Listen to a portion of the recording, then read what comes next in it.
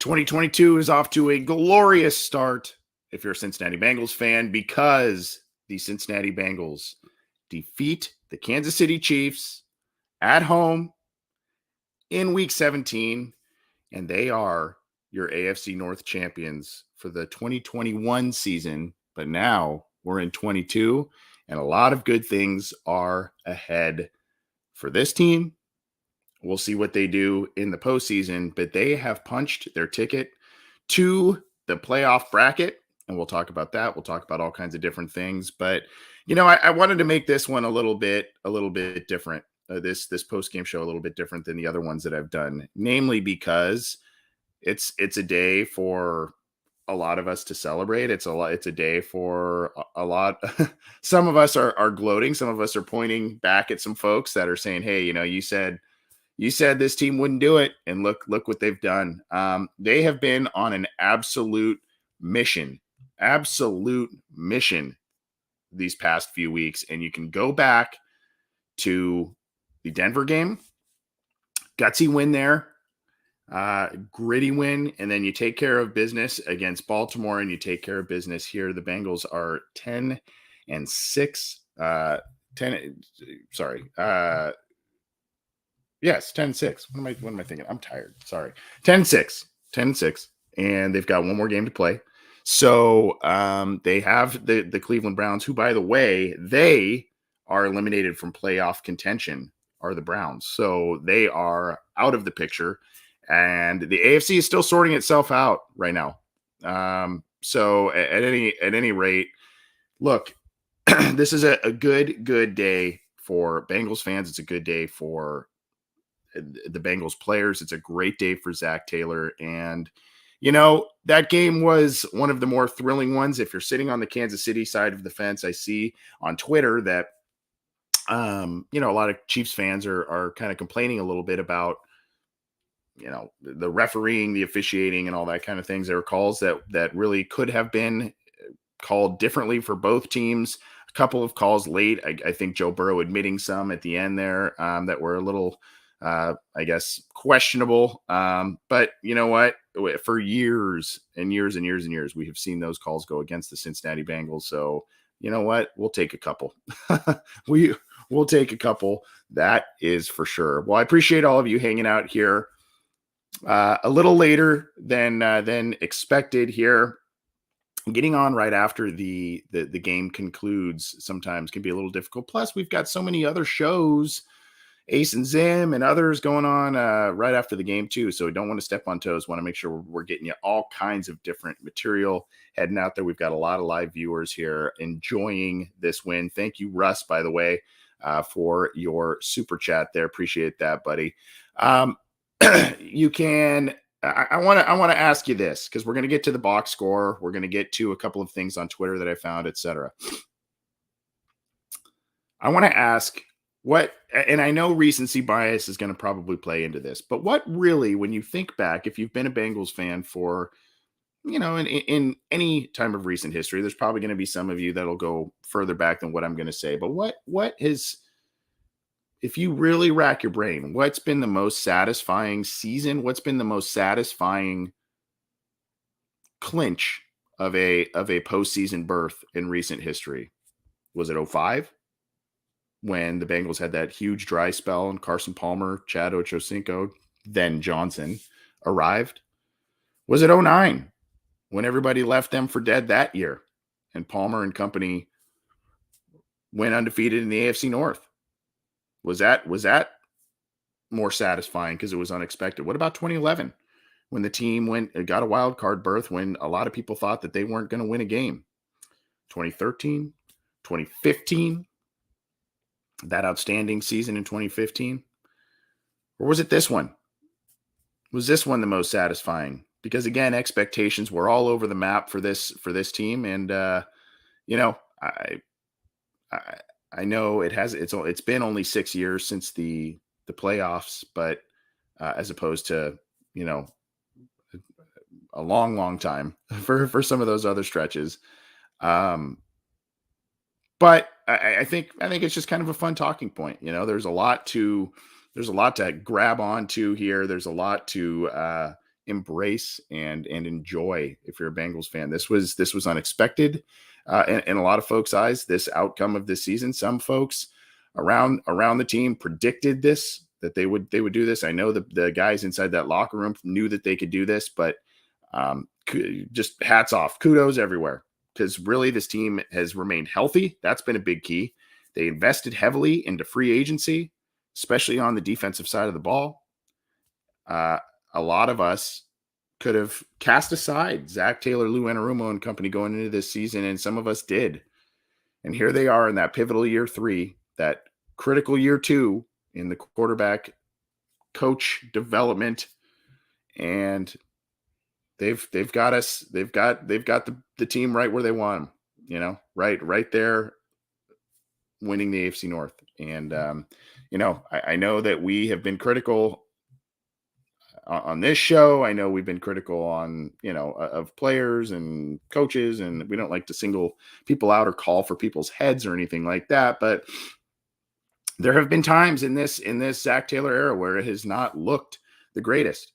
And slowly, as this season progressed and as you saw more and more happen this year, you started to see the camaraderie, you started to see the plan come together, and you started to see these talented pieces that they brought in both the draft and free agency come together. Now, we don't know if they're going to be a one and done team in the postseason. We don't know if they're going to make noise in the postseason, but this is most definitely, at a minimum, a huge foundational building block for this team, for this coach, for this quarterback, for the city, really. And I don't know a team that really wants to play the Cincinnati Bengals right now.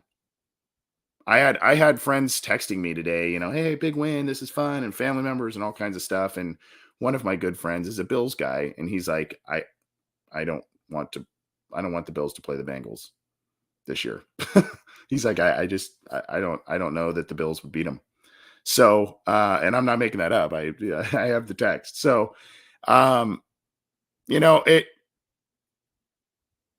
it's still a little like, surprising, and I guess just a little bit dizzying talking about this team and where they're at. And it has been a heck of a fun year for this team, for sure. There's been some maddening moments. There's been some games where they've stepped on their own feet. But this game, you can go back to the Green Bay game. It proved that this team can play with anybody, can really beat anybody. Now, unfortunately, sometimes they are their own worst enemy as well. So that, that needs to be taken into account. But hey, it's the plan's coming together. The plan's coming together. And I want to share a couple of things here. This is from Ben Baby of ESPN, friend of the show here. He put this out on Twitter. I thought this was interesting here. Bengals defensive end Sam Hubbard said someone in the franchise said team president Mike Brown was on the verge of tears after Cincinnati won the AFC North today. Not sure exactly who the source is and all that stuff. I tend to believe that. I think it's factual. And yeah, I know the Brown family and Mike Brown have had their share of critics for a lot of different reasons, but there's one thing you cannot say about that team, that family and how they run the team is they care about it. They may not have made always the right decisions or may not have always put forth the right plans, but they care about winning. They do. They just maybe haven't implemented the correct plans, had the right people in place, and or thought that their ways were the winning ways, but they have shed a lot of their old ways, and they are now moving into more and more modern practices. And Elizabeth Blackburn and company are kind of the shining beacons of that, the leaders of that. Yeah, here's Mr. Whisper, $2 super chat. Thank you, sir. Not bad for taking the wrong draft pick. AAC, yeah. If you notice, by the way, Sewell has been playing well, so let's not trash Penei Sewell. He has been playing well for the Lions, but there is little doubt that Chase was the difference maker in this offense. And it's not even just Chase himself and his big play ability, which of course it is, there's an extra level of confidence that Joe Burrow plays with Jamar Chase on that field. Have you noticed it? I ask rhetorically, of course, but I've noticed it.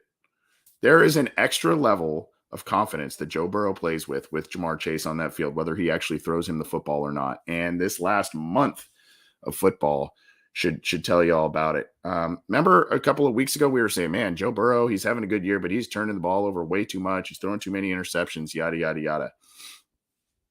Hasn't turned the ball over in 3 weeks?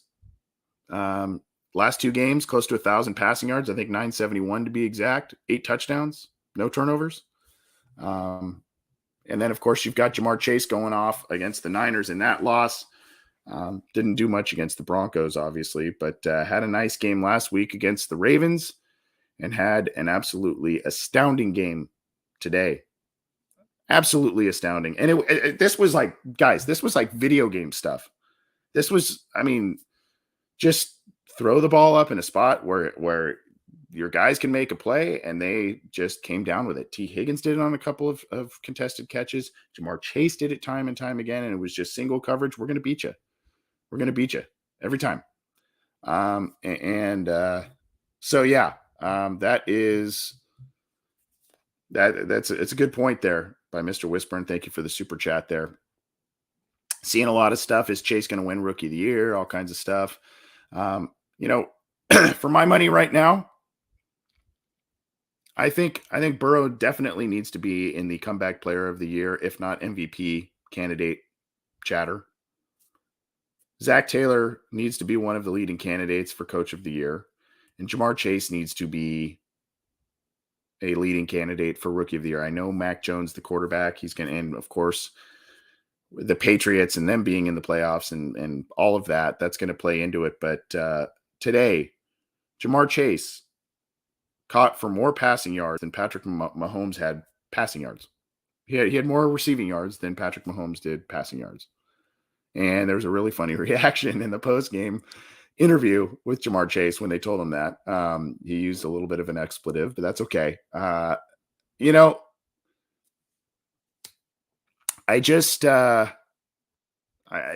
It's really, really neat to see the plan come together, and it's really neat to see this plan come together a lot sooner than a lot of us, including myself, expected. That's kind of the message that I wanted to send here. And if you've got, we'll pin some comments and stuff, and I've got some other things to share. I won't be here too long because it's a little late, but we've literally got hundreds and hundreds of live viewers, which is awesome. Thank you so much. Glad that you are all tuning in, whether it's on Cincy Jungle's Facebook page, whether it's on our YouTube channel, or one of the Twitter accounts. Appreciate you all tuning in. Hundreds of live viewers. This is awesome. Amazing. Obviously, it's not because of me. It's because of the team and how you all are psyched for them. So appreciate all of that. And of course, if you're new here, in case you're celebrating, you're just finding all kinds of different Bengals shows and stuff, we are part of the Cincy Jungle podcast channel. Cincy Jungle, of course, is part of SB Nation. It is the official Bengals blog. So you can go to cincyjungle.com for all your analysis podcasts, all kinds of different things. And of course, you can subscribe to our YouTube channel. I believe there's a little subscribe button right down there. You can click that, subscribe, and click the bell to be notified when we go live, when new content is available. If you like this video, give it a thumbs up. I would appreciate that. If you like the audio, if you're not able to join us live, or you like the audio format better, you can find our show on the Cincy Jungle podcast channel alongside Ace and Zim's Orange is the New Black and Matt Manick's Coach Speak and Chalk Talk, all on the Cincy Jungle podcast channel. And that can be found on iTunes, Stitcher, Spotify, Google Podcasts, iHeartRadio, any of the major ones. We're there. Seeing Fernando Branquino. Sorry, I'm right here. Is Joe Burrow's knee okay? He said it was, what was the phrase he used? Good enough, I believe, in the post-game presser. Not really sure what happened there, but when the Bengals were kind of grinding the clock there at the 1 yard line, and at the end there, he took a shot, kind of limped off the field. Brandon Allen came in for a couple of kneel downs, and then it was Evan McPherson time. So I think it's going to take a lot for Joe Burrow to not be on that field. And by the way, does anyone remember that he injured a finger on his throwing hand a couple weeks ago? I mean, you would never guess. You would never guess by the way he's playing. It's unbelievable. So we've watched Bengals football history these last few weeks, really, truly, between Jamar Chase, Joe Burrow, and they're winning an AFC North title, witnessing history, really, Bengals history. All right, let's get to, as we like to do, let's get to the tail of the tape. I won't belabor this too much, but it's going to show you a lot. This is from ESPN.com, their box score here. So hopefully you can see that. If not, I'll narrate along for you. Don't worry about it. By the way, I've got a little bit of a raspy voice. I apologize for those who are new. Usually my voice isn't this raspy, just got kind of a little scratchy throat. So I think I've been talking too much, maybe is the issue. So at any rate, Patrick Mahomes, let's start on the left. Pretty solid day from him. 26 of 35, 259, 2 touchdowns, 0 interceptions, no sacks. That was interesting. And a 113.9 rating. I mean, for the most part, if you're the Chiefs, you're looking at that and you're going, okay. Now there were 2 plays wherein Mahomes should have had balls intercepted, one by Mike Hilton and one by Eli Apple. The Bengals are thankful that didn't end up costing them, that they those dropped interceptions, that they ended up still winning, because those would have gone a long way to help them out. But regardless, a pretty good day from Patrick Mahomes there. Darrell Williams, good day on the ground, 14 carries, 88 yards, 2 scores. They were kind of doing some different things on the ground. Derek Gore, 3 carries, 37 yards. Mahomes had a couple for 25 yards. Did a couple of things there. You see Blake Bell, Michael Burton, and Travis Kelce, the H-back / tight ends, all getting a carry apiece, but netting only 3 yards. So trying to get a little cute there. Tyreek Hill, 1 catch, 2 yards. Here's where it gets really interesting. Look at Tyreek Hill and the stat line of Travis Kelce. Kelce, now when I saw the stat line for Travis Kelce, I thought, wow, I really thought he exploded, and he didn't. So Mecole Hardman, your top pass catcher, at least in terms of yards. He had 1 catch for 53 yards. Hill, 6 catches, 40 yards, kept him out of the end zone. Nothing big. Blake Bell, reserve tight end, 3 catches, 35 yards. Pringle, one of the lower down the totem pole wide receivers, and kick return. He did break a kick return for a touchdown, but there was a holding penalty or a block in the back that called that one back. That was a big moment. 3 catches, 35 yards. Demarcus Robinson, 2 catches, 33 yards. Travis Kelce, though, 5 catches, 25 yards. Did get in the end zone, but 5 catches, 25 yards from Travis Kelce, you take that all day. And then not much else from there. Now, when you look down here, 4 sacks of Joe Burrow. And so that's not great. And 3 passes defended, 10 total quarterback hits. So you can see why he was hobbled a little bit there. Hitchens, 9 total tackles. Chris Jones was a monster, 2 sacks on the day. Jerron Reed had a good day, 3 total tackles and a sack. And Frank Clark, another beast, 2 total tackles and a sack there as well. So those are kind of some of the defensive stars there. Like I said, a couple nice returns from Pringle. One was called back. Nice punt return from Hardman, a 29-yarder. Butker was perfect on all of his attempts, field goals, and extra points. Not a great day for punters, by the way. If you look down, we'll Tommy Townsend, 3 for 108, just a 36-yard average and 1 inside the 20. Huber, 3 for 118, less than a 40-yard average, and 0 inside of the opponent's 20. He did have a 51-yarder, but not a great day for the punters. I think just it being a cold day, etc., maybe playing into that. But look at Joe Burrow coming off of the franchise best 525-yard performance last week against the Ravens, 30 of 39, 446 yards, 11.4 yards per pass, 4 touchdowns, 0 interceptions, 0 fumbles, did have 4 sacks that netted 31 yards, quarterback rating of 148. Unbelievable.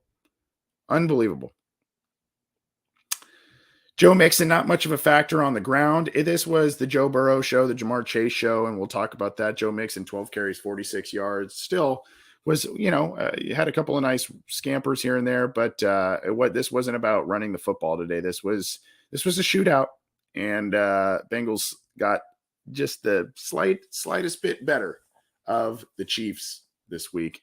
P. Ryan, 1 carry, 4 yards. Burrow had a couple of carries there, five carries for 10 to be exact. Jamar Chase, unbelievable. 11 catches, 266, and 3 touchdowns. The one on 3rd and 27 on that final drive was absolutely absurd. Absolutely absurd. The throw, the catch, the footwork, everything. Absolutely absurd. And I really, really, Spagnuolo talked about Chase, Spagnuolo, the Chiefs defensive coordinator, talked about Chase, talked about Burrow, all kinds of stuff leading up to this week. And somehow he lets Jamar Chase get 11 catches for 266 and 3 touchdowns, including a 72-yarder. Okay. 3 catches, 62 yards for Higgins, a couple of really nice grabs, including a nice 39-yarder. It was 3 catches on 5 targets.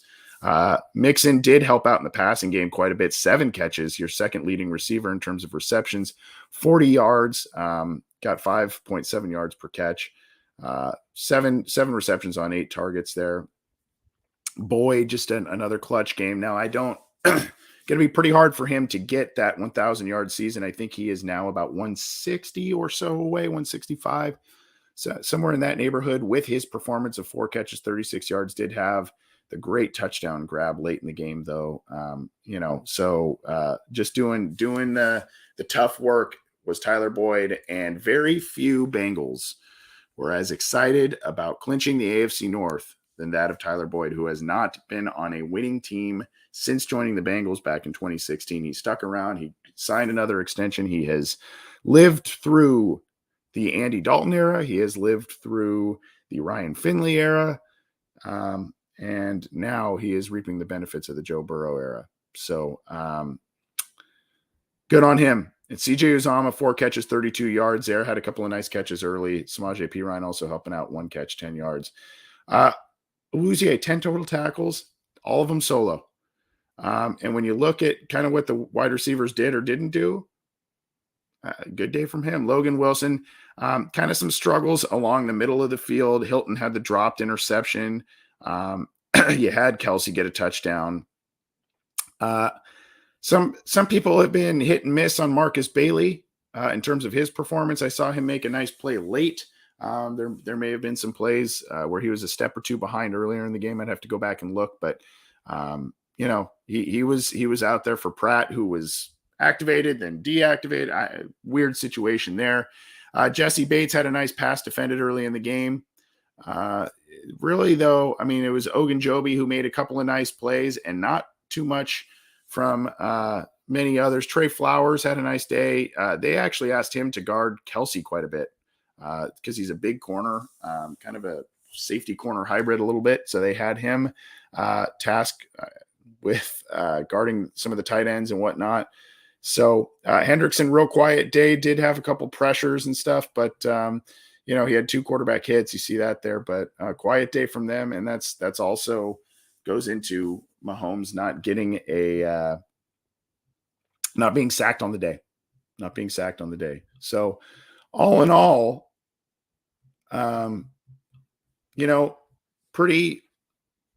it was all about the offense, really. And it was really all about Burrow and Chase. I mean, there's some nice plays from Higgins, like I mentioned, nice plays from Boyd and others. So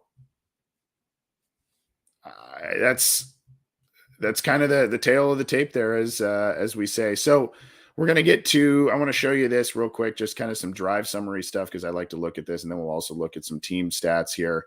Here's the one thing that I found pretty interesting, or at least I have to admit, there was a time here where I said, okay, this was fun for a while, but I think now this is when the Chiefs are going to start pulling away. And I'll show you where that occurred here. Again, ESPN, this is the drive summary. And when you look at it, touchdown, touchdown, touchdown, touchdown, touchdown. So right there, when it was 28-14, and the Bengals they just scored a touchdown, and then lo and behold, the Chiefs come back and score a touchdown, make it a 2-touchdown game. When the Bengals exchanged it for a field goal, that's about when I said, okay, now they're going to start trading field goals for touchdowns. And, this was fun for a little bit, but this may be where Kansas City starts pulling away. Kansas City, Lou Anarumo and his defense, whatever adjustments they made and whatever chat they had in the locker room at halftime, they held Kansas City to 3 points in the final 2 quarters. 3 points. It's pretty unbelievable. And then you're the Bengals who score 17 in the final 2 quarters. So that's really where this game turned on a dime, because I saw this drive right here. I'll click to expand it here. Nice 11-play drive, but it ended in a field goal.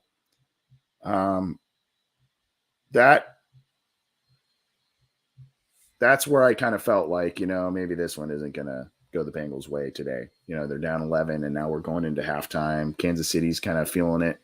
And the game sharply turned outside of halftime. And, oh, by the way, right before half, field goal, and coming out of half, touchdown by the Bengals.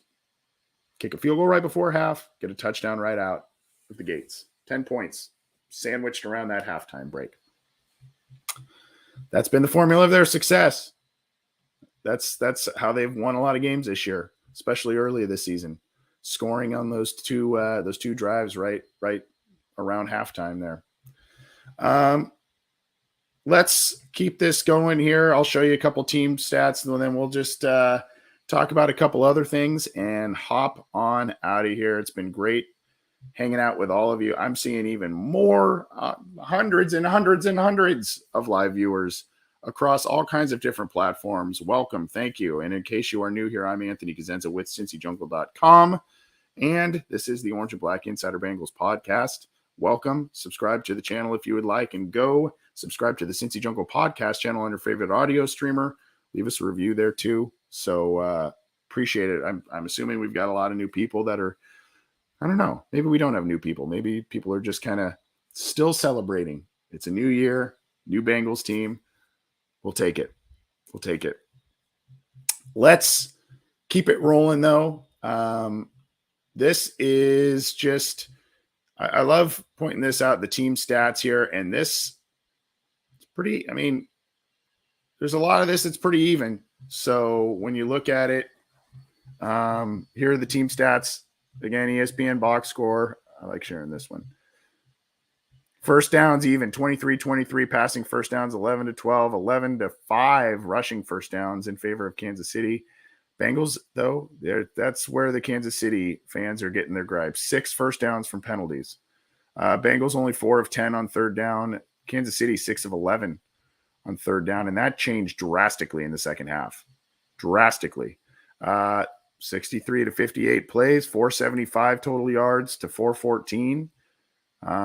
It's pretty even, but then you look at the passing yards, 415 by the Bengals. That's obviously net after the sacks, and 259 from Mahomes there. Time of possession, pretty even. So when you look at it, Kansas City ran the ball a lot more effectively, 155 rushing yards to 60 for the Bengals. 3 of 4 in the red zone for Kansas City. Bengals were 2 for 3. It's about the sacks. It's about first downs off penalties. It's about the passing yards. And that's, those are kind of the major points there, really. Time of possession, Kansas City barely eked it out over the Bengals. So, and pretty even game when you look at the end score too, tells you that, right? So, not a lot of score disparities there, or statistical disparities in terms of team stats.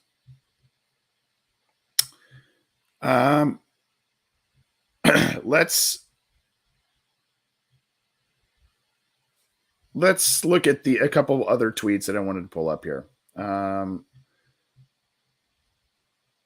won't show this video, but this is from our another friend of the show, Mike Petraglia, who was on a couple months ago.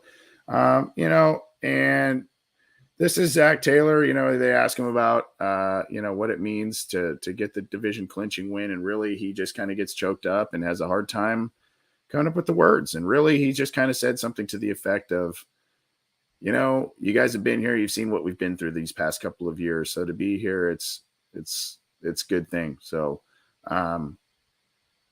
really, really cool moment. I recommend you go check out Mike Petraglia's Twitter account to go listen to that clip.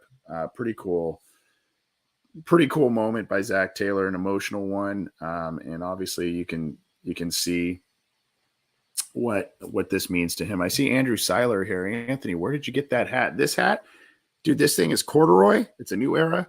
Go to Culture Kings, not a sponsor of the show. Culture Kings. I think they're based out of Australia, but I got a handful of these as Christmas gifts and all kinds of stuff. So go check that out. Culture Kings, I believe, is where I got it. It's like the old school Sam Weish corduroy on that, if you like that hat. All right. I mentioned my colleagues, Ace and Zim, a couple minutes ago. This is how the day started.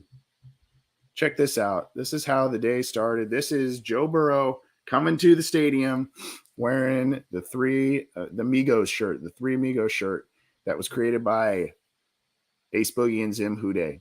And you can go on their shop there and go purchase one that's blowing up. But the day started with Joey B repping that shirt, repping his wide receivers, and ended with an AFC North title. So hats off to my guys, Ace and Zim, getting a little love from Joey B and the Bengals there from that shirt. And on a lot of Instagram stories and stuff that players were sharing as they were celebrating, you saw Joey wear that shirt later too. So that was pretty cool. And finally, I want to show this one as well. Bengal Jim, he's a great guy and a guy who does a lot for Bengals fans. This was his showing as ruler of the jungle and his lovely wife. If you saw, he was kind of revving up the crowd here.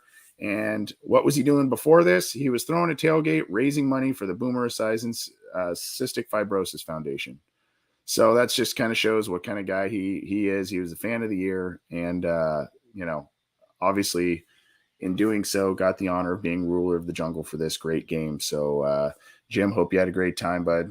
Very deserving of the honor, and wanted to give you a little shout out there too. Before we hop out of here, let's look at the playoff picture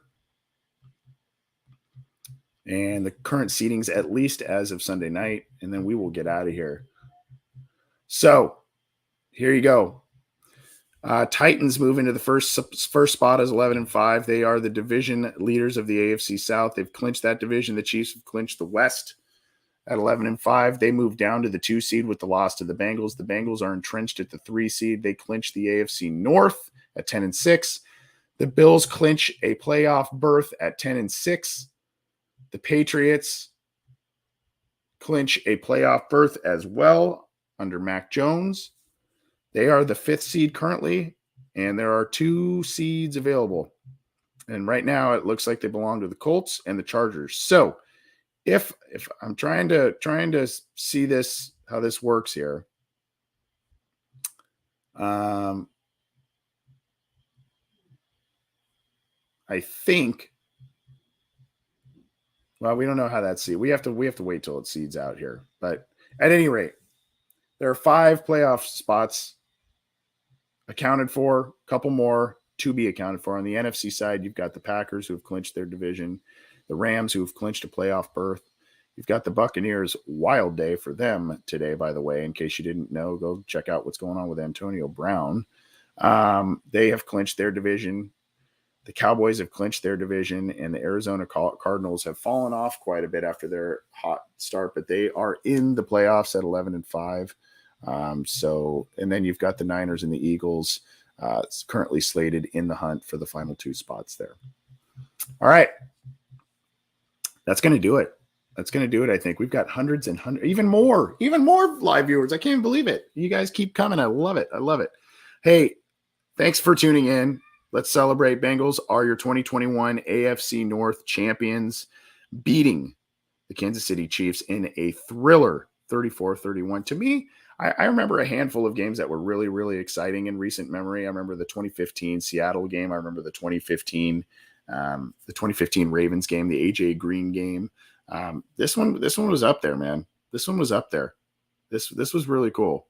This was a really cool day, really cool game. And I know it would be easy to say, oh, if the Bengals had lost, we would have probably not been so rosy about what a great game it was. But I think even if the score was flipped and it was similar to that, it would be a bitter pill to swallow. But I think we could say that it was a very fun, entertaining, watchable game for sure. So, yeah.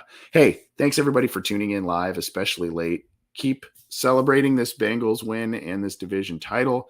Keep coming back for our show. We do the post-game show. We do our deep dive analysis show on Wednesday. We do some fantasy football stuff.